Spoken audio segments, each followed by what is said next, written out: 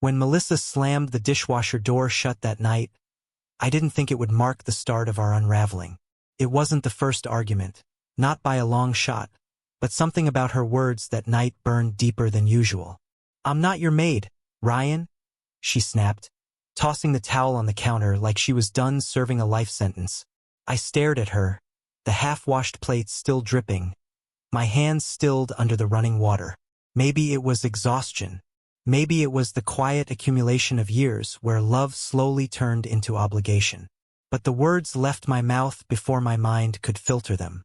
"Then I'm not your wallet." Silence. Not the kind that cools tempers, the kind that tightens the air around you until even breathing feels like defiance. Her eyes widened. For a moment, she looked like she'd just seen a stranger. And maybe she had. Because that night, I realized I'd been living as one. It's funny how resentment doesn't arrive as a thunderstorm. It drips. A little criticism here, a sarcastic comment there. Melissa had stopped calling me love months ago. Now I was hey or can you. We used to laugh about everything. The broken coffee machine, the burnt pancakes, the dream trips we never took. Then one day, laughter turned into sighs, and sighs turned into silence. But she didn't see it that way. In her mind, I'd changed. I was too busy, too detached, too uninterested in her needs. She never noticed that while she was saying all that, I was paying for her art courses, her new phone, and even her gym membership she rarely used. The next morning, she acted like nothing had happened. She walked around humming, scrolling through her phone while sipping coffee I'd brewed. Not a single mention of our argument, but her tone carried a strange frost. At noon, she sent me a text. "Can you transfer $600? My stylist appointment got bumped up." I stared at the message for a full minute before replying. "Not your wallet, remember?" 10 seconds later, the typing bubbles appeared, then vanished. I didn't hear from her for the rest of the day. That night, she didn't come home. Her phone went straight to voicemail. At 1:47 a.m., a text arrived. "Staying with Claire tonight. Don't wait up." No explanation. No apology. Just entitlement wrapped in arrogance. I didn't sleep. Not because I was worried, but because something inside me had shifted. I wasn't angry anymore, I was done. Over the next week, I tested my own resolve. No cash transfers. No taking care of her errands. No buying her expensive soy candles or ordering her favorite Thai takeout. The first 2 days, she ignored it. By day 3, she was confused. By day 5, she was furious. On Friday evening, she barged through the front door. "Are you serious, Ryan? You just stopped helping me like that?" "Helping you?" I asked quietly. "You mean funding you?" She rolled her eyes. "Oh, don't start with that. Relationships aren't about keeping score." "True," I said. "They're about mutual effort. I just stopped playing solo." She scoffed. "You sound pathetic. Money's all you care about now." I leaned back in the chair. "Funny. That's the only language you seem to understand." Her lips tightened.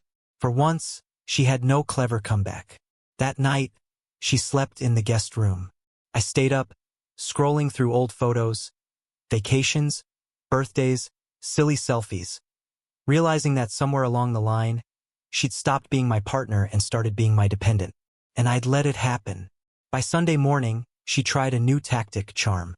She came downstairs wearing one of my old shirts, acting like nothing had happened.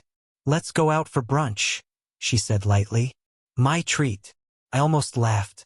"My treat with whose money?" I said I wasn't hungry. She shrugged and left alone. 2 hours later, she was at the mall, posting pictures on Instagram. Smiling with friends, captioned, "Independent women pay their own bills, face blowing a kiss." Except she hadn't paid a single one in months. And that's when I decided to give her exactly what she wanted: independence. I didn't announce it. I didn't pack her things or start a fight. I simply stopped playing the role she'd assigned me, the dependable husband who absorbed every tantrum and paid for every whim. By Monday morning, I'd moved half my savings into a separate account. Her name was still on the joint one, but it was empty now. That evening, she called, her tone casual. "Hey, the rent's due tomorrow. Did you already transfer it?" "No," I said. Silence. Then an incredulous laugh. You're joking, right? I'm serious. She sighed dramatically. Ryan, this isn't funny. I told you, I'm not your maid. But that doesn't mean you can just... Melissa, I interrupted. You made that clear. And I made mine. I'm not your wallet. Another pause. Then a cold, clipped tone. You're being childish. Maybe, I said. Or maybe I just stopped financing someone who treats me like a roommate with a paycheck. She hung up. The next few days were blissfully quiet. No shouting. No fake apologies. No emotional manipulation disguised as affection. By Thursday, her silence broke. She came home early, carrying grocery bags. Something I hadn't seen her do in months. I made dinner, she said softly. Thought we could talk. I sat across from her, watching her fidget with her fork. Her tone was calmer, measured, like someone trying to regain control of a situation slipping through their fingers. I know I've been distant, she said, but you've changed too. You don't even look at me the same anymore. I met her eyes. You're right, because the woman I loved cared about us, not just about herself. Her eyes glistened, but no tears fell. So that's it? You're done. I was done the moment respect left the room, I said. She stared at her plate for a long moment, then whispered, I just wanted to feel equal. I almost laughed. Equal? Melissa, you were never beneath me. You just stopped standing beside me. A week later, she moved out. No shouting, no dramatic goodbye, just a brief note left on the counter. I need to find myself again. Maybe you should too. The note was signed with her name, not love. That small detail hurt more than I'd expected. But in the quiet that followed, something unexpected happened. Peace. For the first time in years, I cooked dinner and left the kitchen messy, and nobody complained. I watched old movies, read late into the night, and realized how heavy the silence had once felt when it was filled with resentment. Now it was just silence, and it felt like freedom. A month later, she called. Her voice was shaky, tired. Hey, I just wanted to say, you were right, about everything. I didn't respond immediately. She continued, I got a job. I'm actually doing fine. Just wanted you to know. I'm glad, I said simply. There was a pause. Then quietly, you don't miss me, do you? I closed my eyes. Memories flashed. Laughter, warmth, years of small kindnesses before everything soured. I miss who we used to be, I said, but not what we became. She exhaled softly. Yeah, I get that. Then the line went dead. Months passed. Life moved on. I learned how to live without walking on eggshells. Friends told me I looked lighter, calmer. Maybe I did. Then one evening, while grabbing coffee downtown, I saw her again. She was standing by the counter, laughing with someone. A man her age, clean-cut, smiling. She saw me too. For a brief second, our eyes met. No bitterness, no longing, just acknowledgement.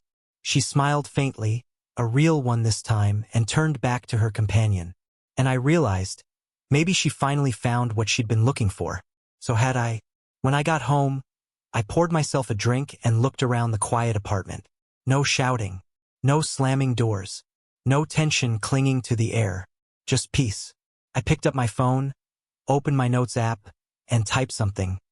Not for her, not for anyone else, but for me. Love isn't a transaction, but it's not servitude either.